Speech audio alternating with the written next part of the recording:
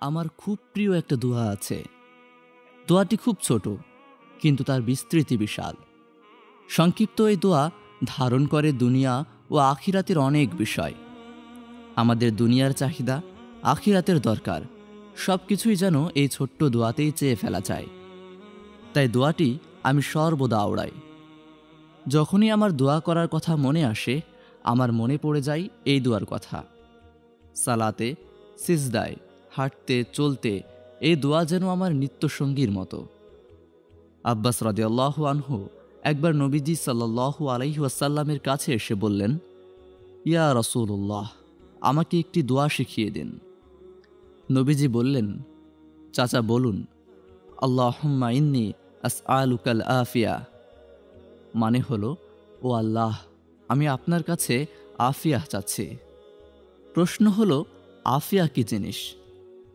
যখন আপনি বিপদ আপদ থেকে বেঁচে যান, তখন আপনি মূলত আফিয়া পেয়ে গেলেন। রোগমুক্তি এবং স্বাস্থ্যের উন্নতি হচ্ছে, তাহলে আপনি আফিয়াতে আছেন।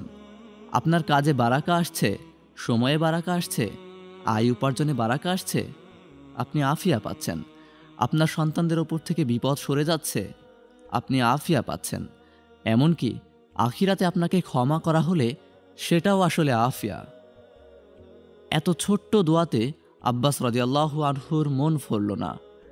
তিনি ভাবলেন, এ দোয়া তো খুবই ছোট, আমার তো অনেক বড় দোয়া চাই, অনেক কিছু যেখানে একসাথে চাওয়া যাবে। তিনি নবীজির কাছে ফিরে এসে বললেন, ইয়া রাসূলুল্লাহ, এটা তো খুব ছোট দোয়া, আসলে আমি আরও বড় দোয়া চাচ্ছিলাম।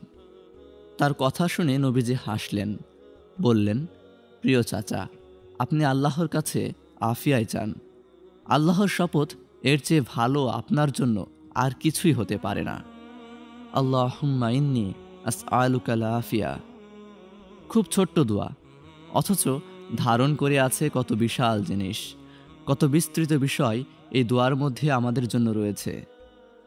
আমরা যারা দুনিয়ার দুঃখ কষ্ট থেকে বাঁচতে চাই, আমরা আল্লাহকে বলতে পারি, আল্লাহুম্মা ইন্নী আসআলুকাল আফিয়া। সন্তান সন্ততির ভালো চেয়ে আল্লাহর কাছে বলতে পারি, আল্লাহুম্মা ইন্নী আসআলুকাল আফিয়া।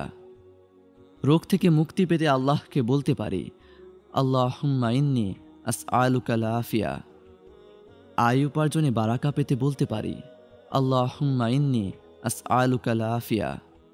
জাহান্নামের আগুন থেকে বাঁচতে, অনিন্দ সুন্দর মনোরম মনোহর জান্নাত লাভের জন্য বলতে পারি, আল্লাহুম্মা ইন্নী আসআলুকাল আফিয়া।